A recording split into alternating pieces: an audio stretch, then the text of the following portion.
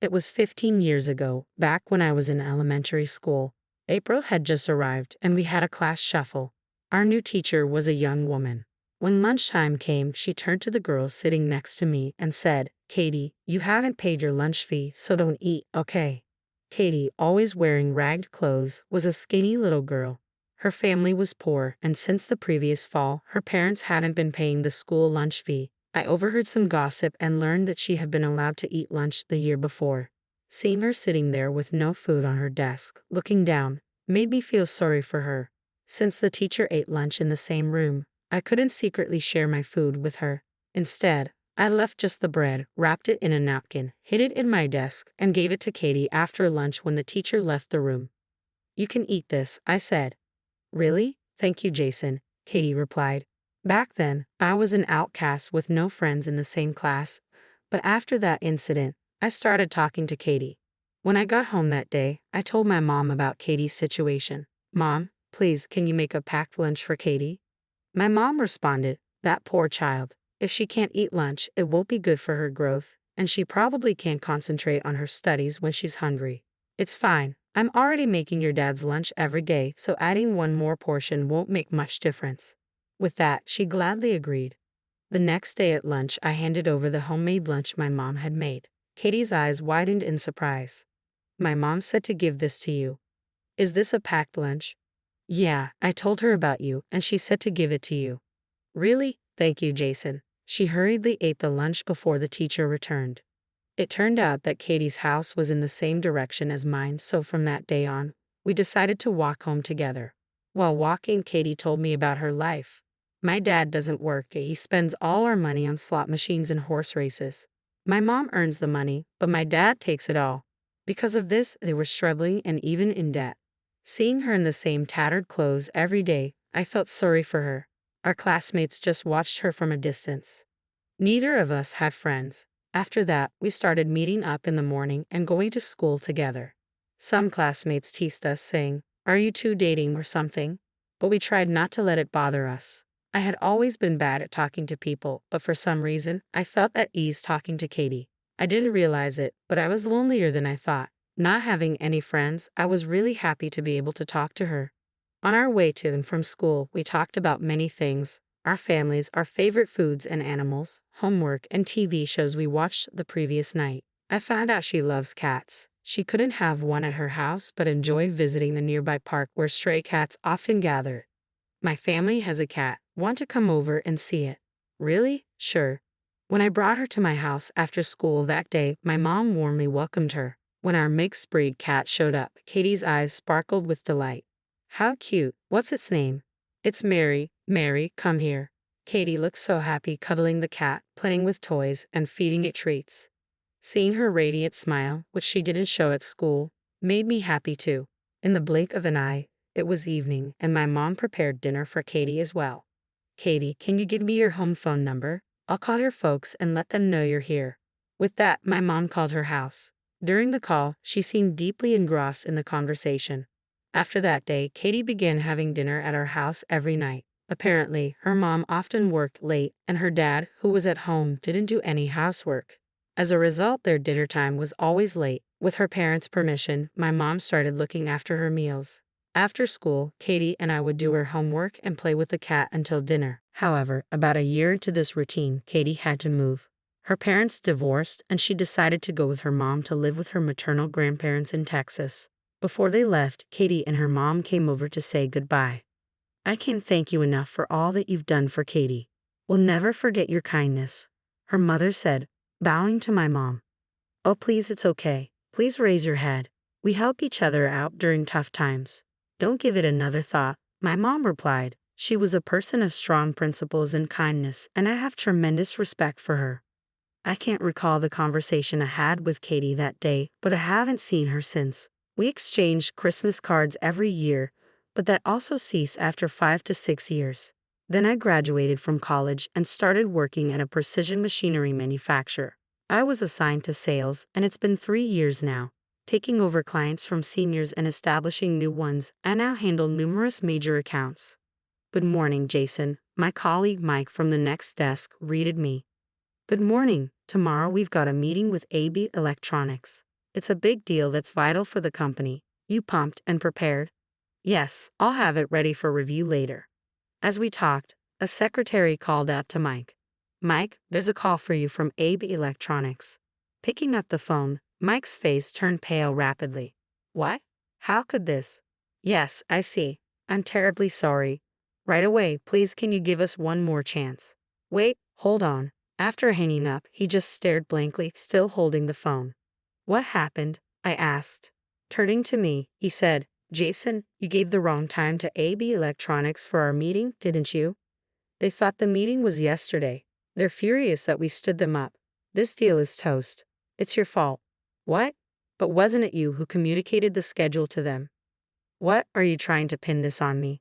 I wanted to throw his words right back at him. To begin with, I hadn't communicated the schedule to the client at all. Mike had arranged the schedule and then informed me about it later. And yet he was trying to blame it on me.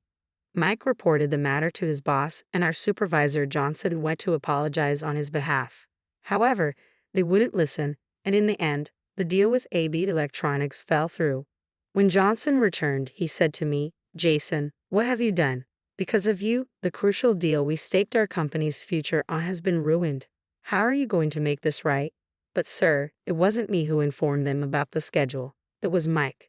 Enough. No excuses. You've caused harm to the company. Maybe you should consider resigning. That's something Johnson always says when he's angry. Wait, I really don't want to quit. Then bring in a contract worth the same amount as the machine we were going to sell to AB Electronics within 3 days, or you're fired. How could I possibly secure such a deal in just 3 days? I was at a loss for words after hearing Johnson's ultimatum, but then I remembered something. There was a client who was currently considering purchasing the same machine we were planning to sell to AB Electronics.